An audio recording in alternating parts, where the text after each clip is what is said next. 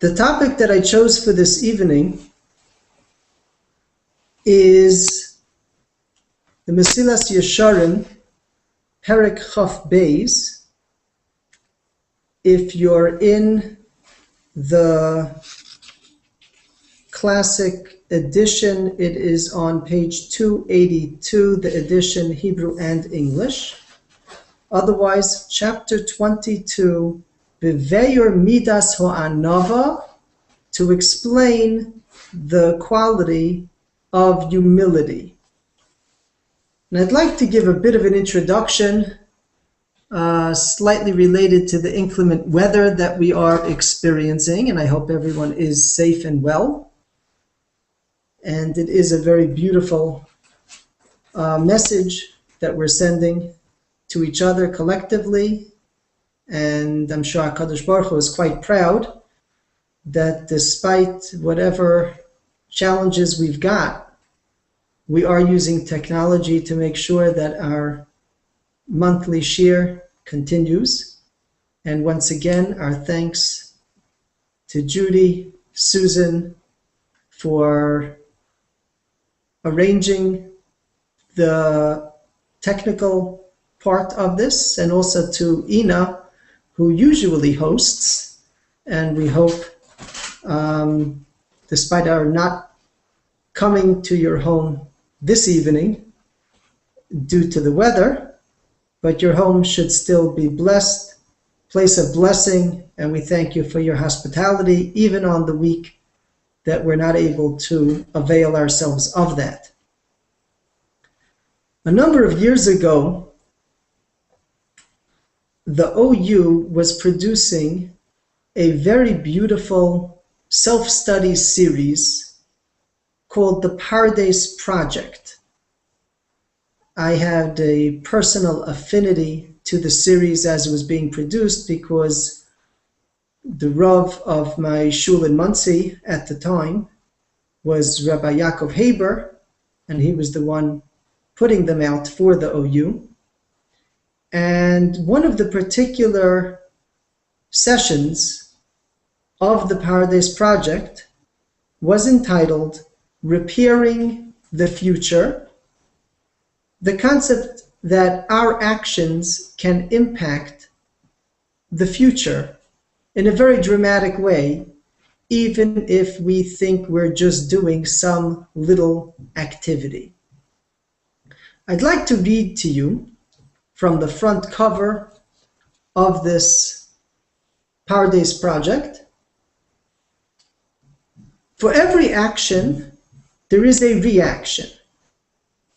Even the most minute movement creates some sort of reaction. When a butterfly flaps its wings, the wind it creates is released into the environment and develops a life of its own. It moves and continues to develop until a century or a millennium later, it can develop into a storm, a tornado, or a hurricane. Nothing gets lost. Quote here from a Nobel Prize winner. The title, Repairing the Future. And I thought that as we experience the hurricane, or whatever it's currently classified as, I thought it was a great thing to think about. Because a hurricane is resulting from something much smaller that started a long time ago.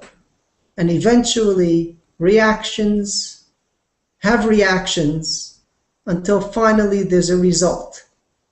And the result is quite dramatic from something that was fairly small in the very beginning. The same is true on the topic of Shmiras HaLashon. A person says something. It's a small thing that they say, but it makes an impact. Conversely, something nice, we all know, you give a smile to somebody, And it makes a difference to them. The entire day is different. They treat customers, clients, family differently because of that one smile. A few weeks ago, I took the time and wrote a specific thank you note to somebody, mailed it out. When I spoke to him next, he told me, "You know, you made my day." Now, for me, it was a drop of a downer because after all the time I spent on the thank you note, I was hoping to have made his week. But be that as it may, a person does or says something. You could create a hurricane or you could create an oasis. It may take time, but eventually, depending on us, the future can be bright or dismal for the people we come in contact with. One of the most important qualities that a person can have in Shmiras HaLashon is called Anavah, to be in touch with ourselves. Literally, Anavah is described as humility, but I think being in touch with ourselves is a much better working definition. I'll tell you why. Humility is misunderstood. A lot of people think you gotta bash yourself down. Humble yourself to be humble. And one of the great challenges to that approach, and basically a misunderstanding, is that Moshe is described as the most humble of people. Moshe was the leader of the generation. Moshe had to be a person who wouldn't take garbage from anyone. What does it mean that he's the most humble of people? So one beautiful approach, I believe I heard from Rabbi A.J. Twersky, is that the closer you are to Hashem, the more humble you're going to be. And it's very simple. He gives an analogy of two droplets of water that are next to the Pacific Ocean.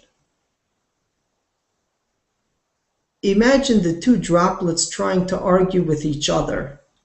Which one is bigger? It's funny. It's comical. It doesn't make sense. You're arguing which one is bigger. You're right next to the Pacific Ocean.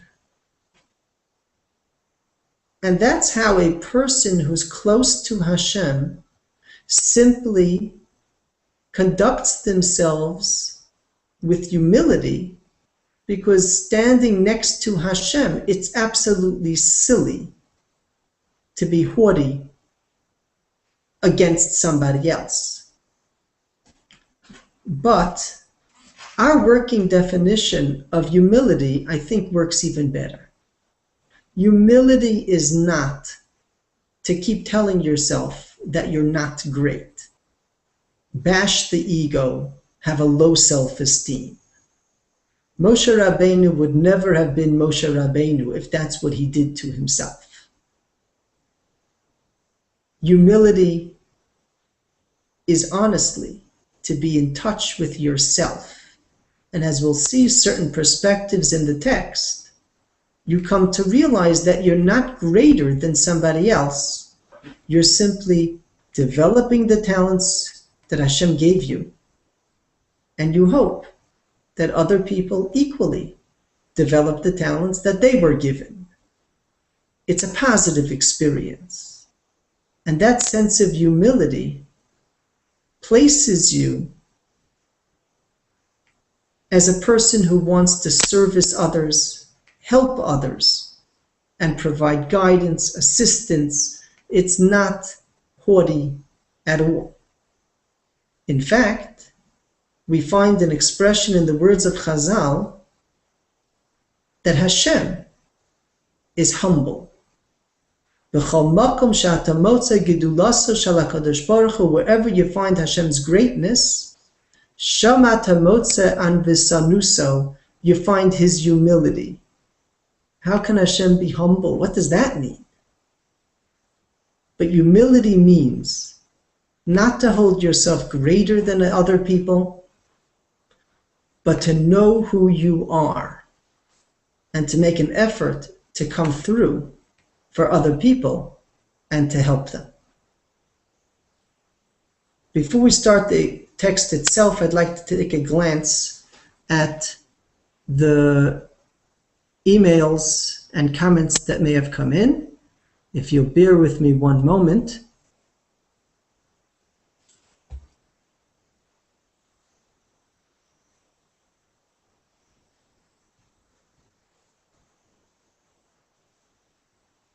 Okay, Judy's suggestion is to send in comments through I think it's called chatting.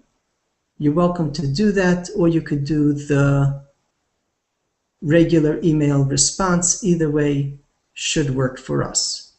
Let's begin the text. I'm starting from the second paragraph.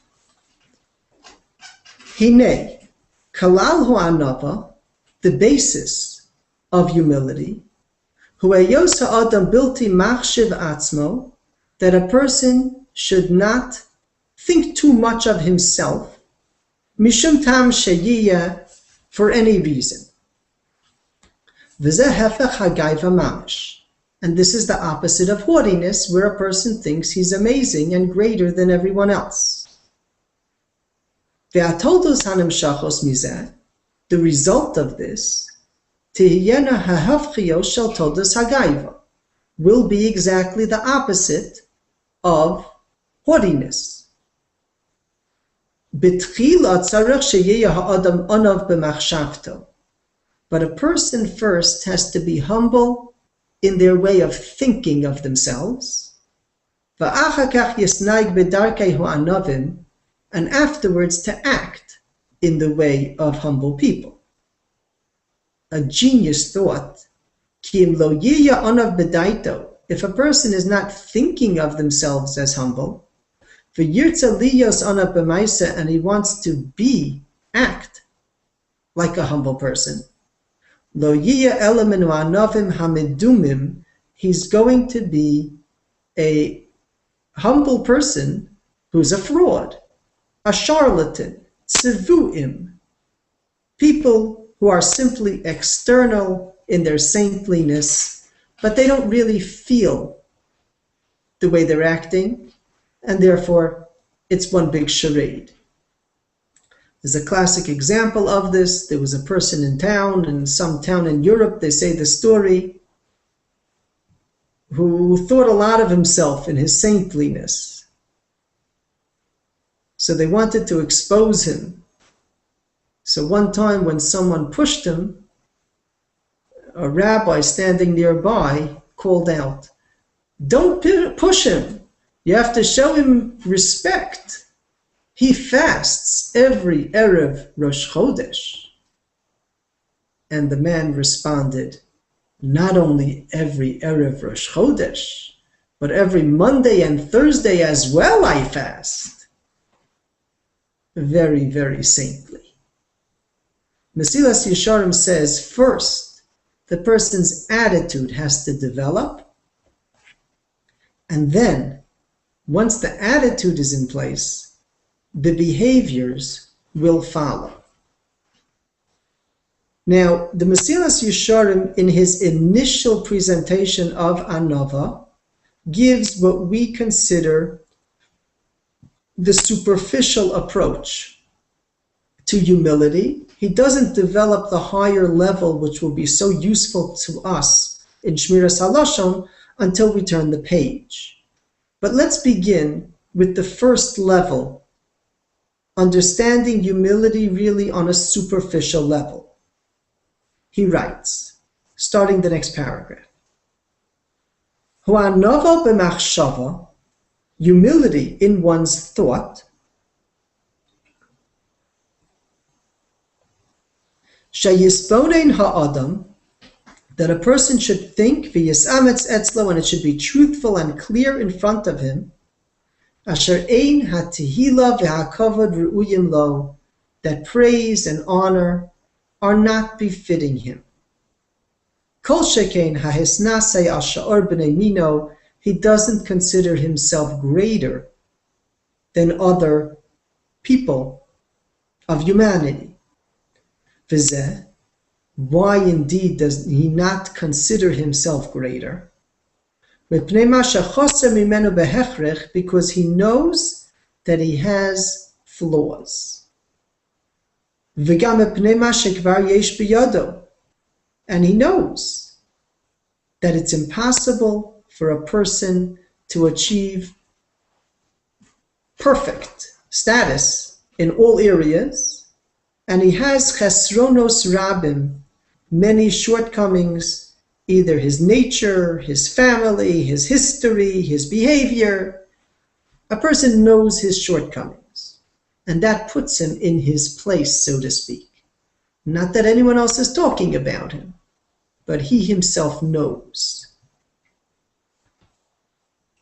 There's an expression in the Gemara, a person can't be great, elim kein yesh kupa shel shiratzim, unless there's a bag of shortcomings that he carries around, because that reminds him of his mortality, puts him in his place. Chazal also say, Hizoy b'vnei aniyim shemehem tetzei Torah. Be careful with poor families, because their children are going to produce greatness in Torah. Again, the same concept.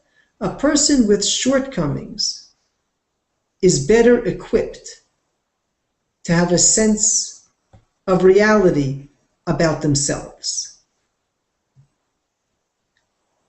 Essentially, the person's self-ego, confidence, etc., is not the result of haughtiness, but instead an expression of the same human dignity that he believes every human being is deserving of.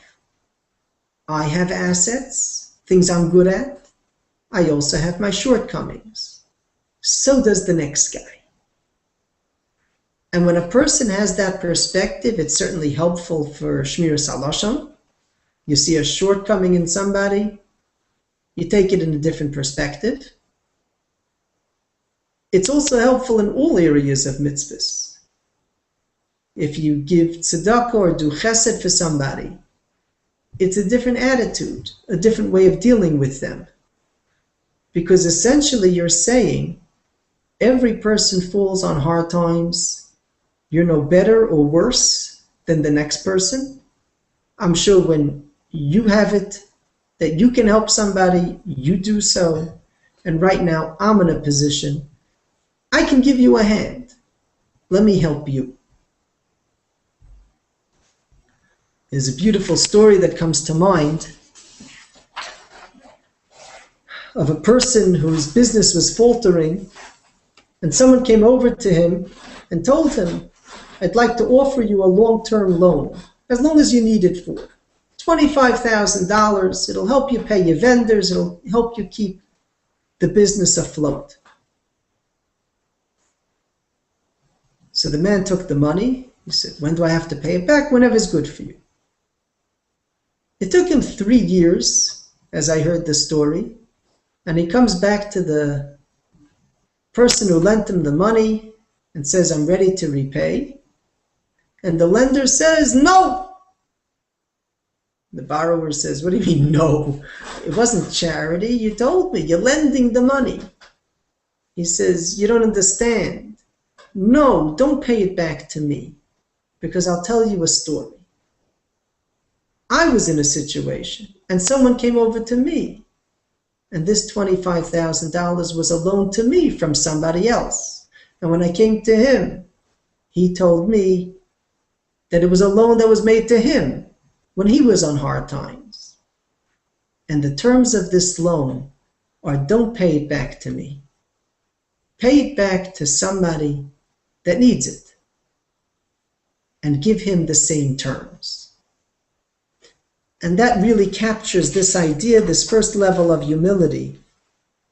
Each of us have times up, times down. When we're up, let's help people. When we're down, let's gain perspective and realize that we're meant to be there for each other. Going to take a moment and check email for comments that may have been sent in. I'll ask you once again to bear with me for a moment.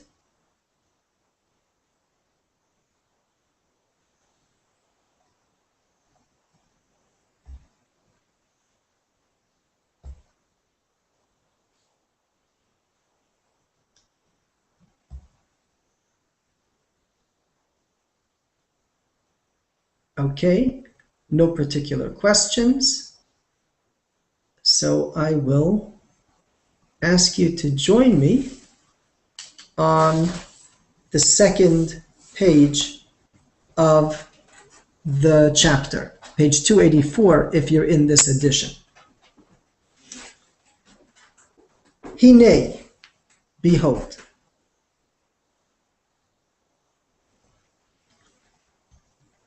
HaChochma, intelligence, Hi hamavia yoser es ha'adam l'deis nasus v'gaiva, is one of the greatest pitfalls for a person to enter haughtiness and leave humility.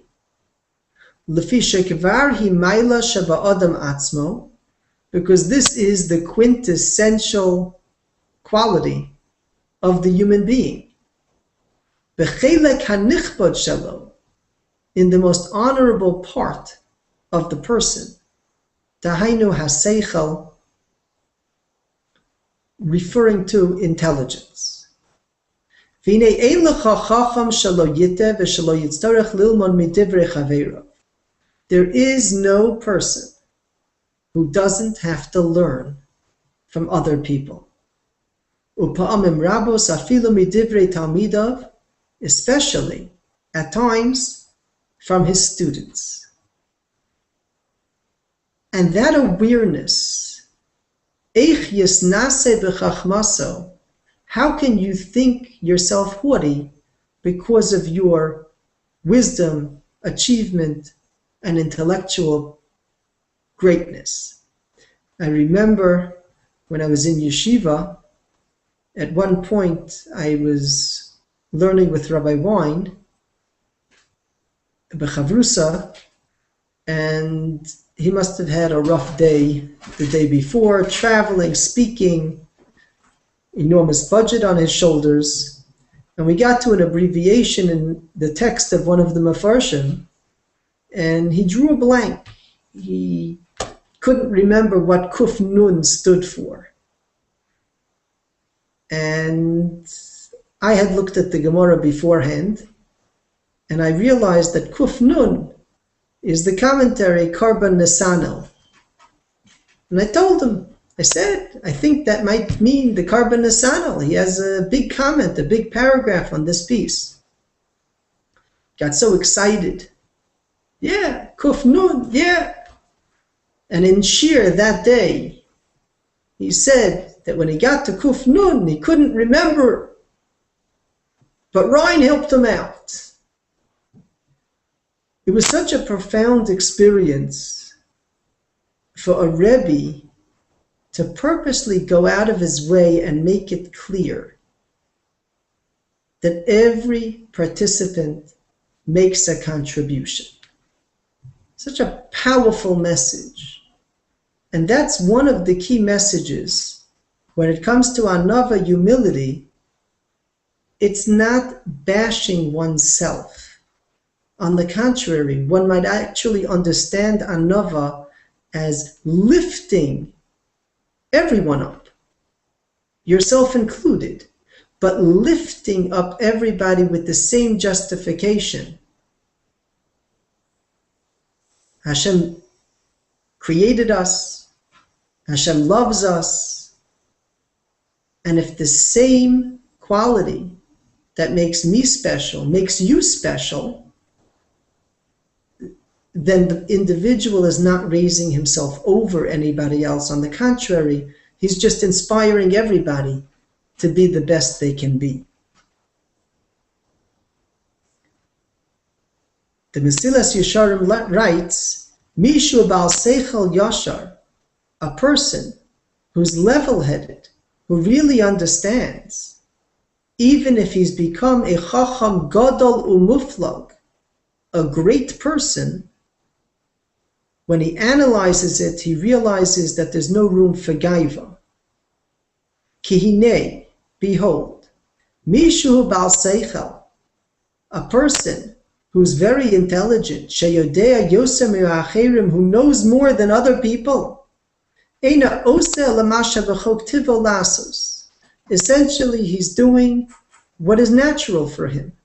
He's gifted in that area, and other people are gifted in other areas. The Mesilas Yesharim has a quote here that you wish you could frame. He says, Ka'of shamagbia la'uf, like a bird that's able to fly. Tivo b'kach, that's its nature. Does a bird look at a human and said, ha ha, I can fly? Hashem moshech bekocho, the ox, strong. That's how Hashem made it. Mishu chacham, a person with great intelligence or any other talent. Hashem created you that way. And as a result, there's no room for haughtiness. And the result is Anavah, a very strong sense of self and awareness. What did Hashem gift me with, and what is my mission in life? Applying this to Shmiras HaLashon is very powerful, because sometimes we see shortcomings in somebody else and we're tempted to make a comment. Either it'll hurt the person or not in front of them, but it'll put them down. And as the Mesilas Yesharim says here, it's not just about behaviors, it's about attitudes. If your attitude is, I have greatness and I have shortcomings, so do you, so does the next guy, so is the guy we're tempted to talk about, then suddenly there's really no reason for the disparaging remark. And the result is the proper Shmiras HaLashon that we're striving for. I'd like to move on to the handout that was sent out, a section in Rechilus. But before I do, I'd like to once again check if any comments came through. If you did send a comment and I'm not seeing it, please feel free to send it again. I'm monitoring the Shmiras HaLashon 2@gmail.com account.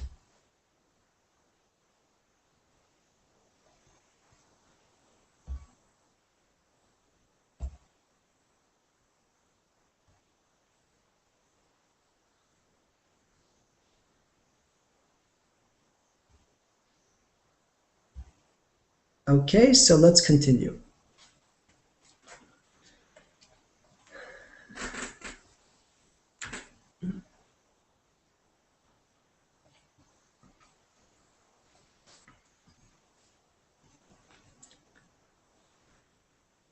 The topic of Rechilus is cases which are not necessarily Lashon Hara, not necessarily things that someone did something bad or wrong, but rather cases which would be hurtful if the information was related to another person. So the Chafetz Chaim writes, if Reuven spoke badly about Shimon to Levi, So you just got to follow the names here. Reuven speaking to Levi. They're speaking against Shimon. Levi, who hears the comments, goes over to Shimon and tells him what Reuven said. Shimon is not allowed to go over to Reuven and ask, how did you speak like that about me to Levi? Because that's rechilus regarding Levi that he told over what Reuven said to the last person in the world that he wanted to hear this information. Now, let's finish the paragraph first. Even if he doesn't say that Levi told him, he simply says, I hear you've been talking about me in this way.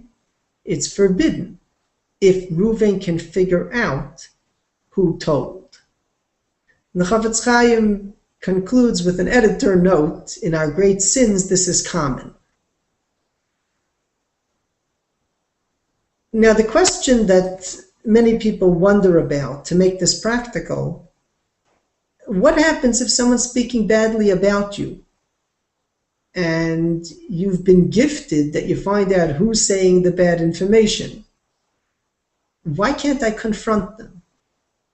Why can't I ask them, what in the world is going on? Why are you speaking about me like that?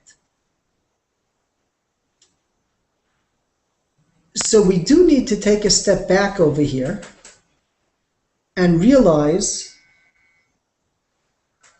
that there may be cases where you can do such a thing, lito eles, but the confrontational method would be rechilus.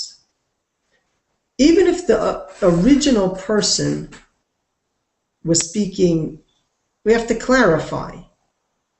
Were they speaking lito eles? Were they saying things about you that the person's entitled to know and you should have actually disclosed? Or were they speaking negative things that really are damaging and they had no reason, according to halacha, to be saying them? If you approach them confrontationally, that would be defined as rechilus. If you're doing it lito eles, you need to put an end to it. So then you should first ask a shaila, figure out whether you're the best person to confront them, someone else should speak to them. One way or another, you will be allowed to protect yourself, but it would be rechilus to do so in a confrontational way, which is going to make the arguments that much greater.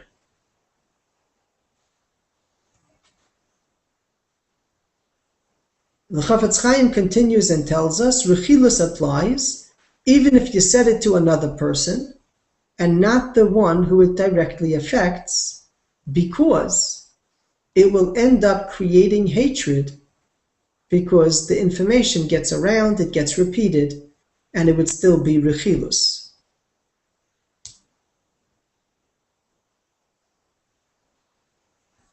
In the notes, the Chafetz Chaim makes an important observation. One cannot argue that since Levi violated rechilus, it's permitted to speak rechilus about him, because the violation of speaking rechilus doesn't take him out of being a member of the Jewish people.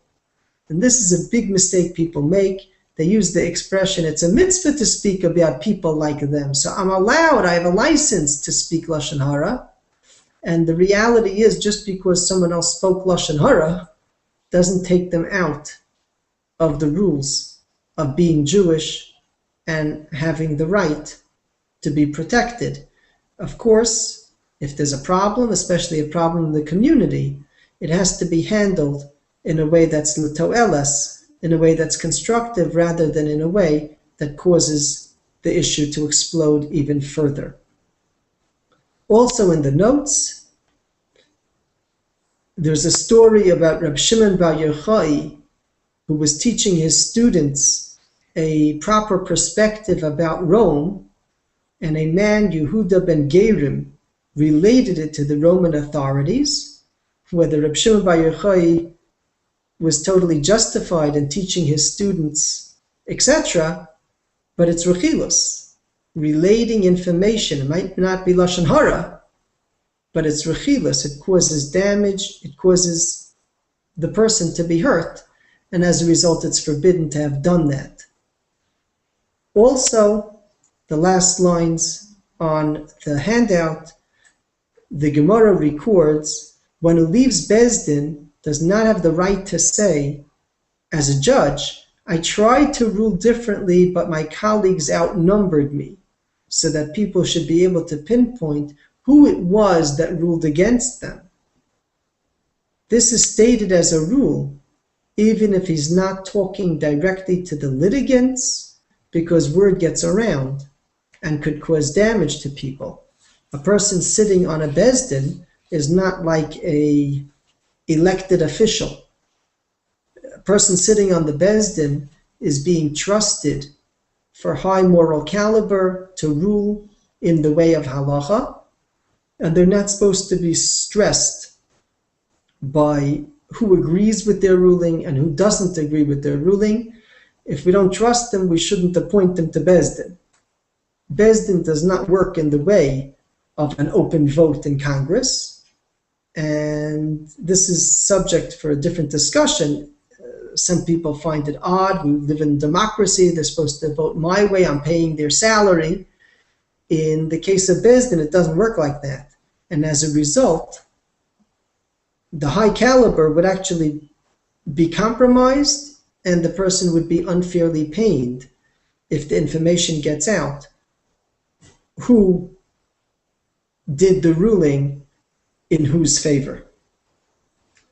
Okay, we'll stop there, and I will take a look if any questions came in.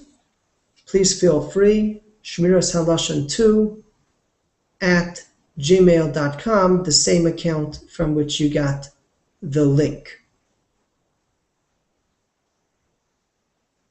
Okay, let me take a glance here in the order that they came in.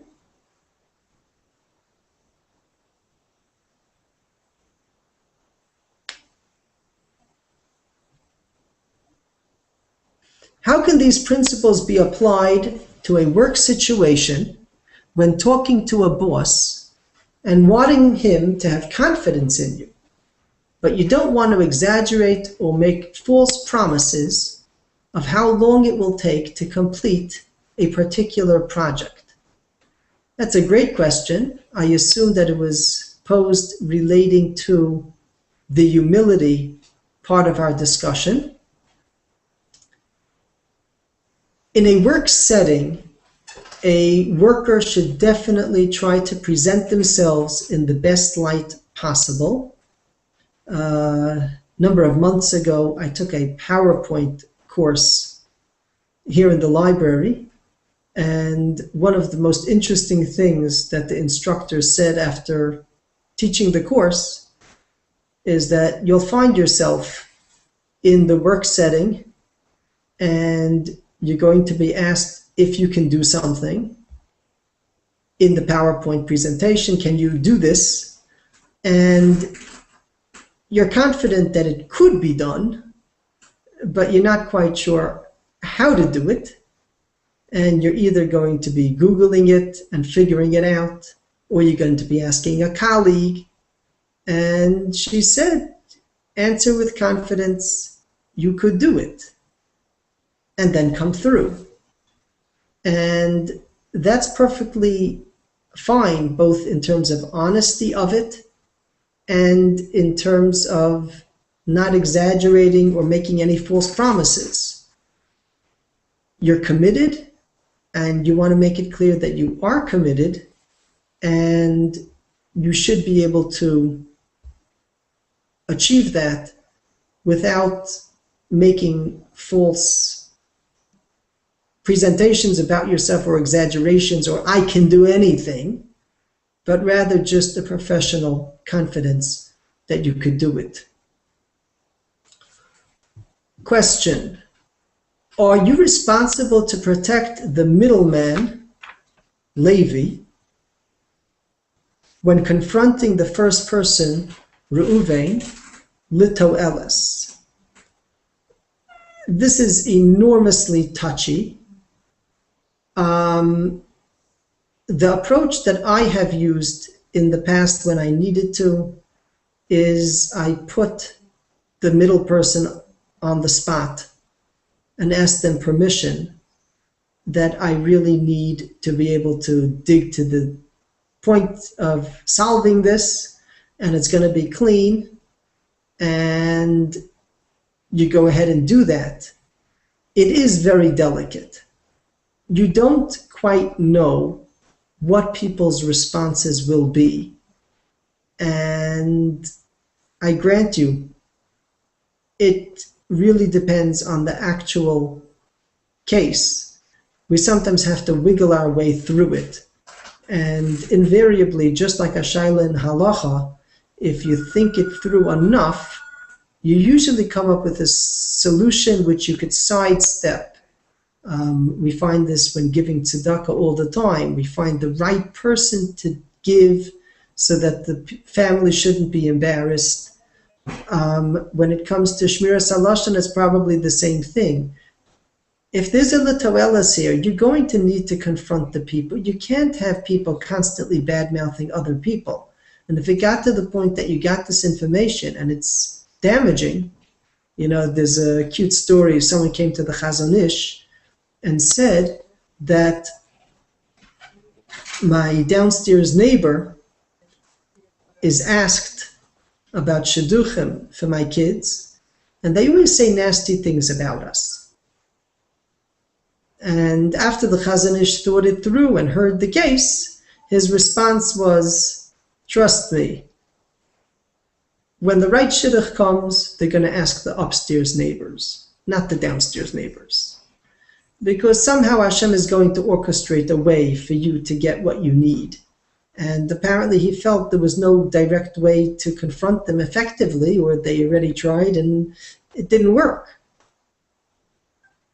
There are times that you're allowed to put things up front, but I think that it really, really depends on the exact case, and usually only when we're in a pinch, when we're really stuck, do we start kind of forcing everybody that we need you to cooperate in order to solve the problem that you notified me about. I thank you very much for joining. Hatzlacha Rabbah. And I hope that our next session will bring us all together in safety, happiness, and in person. Thank you again. Have a wonderful evening.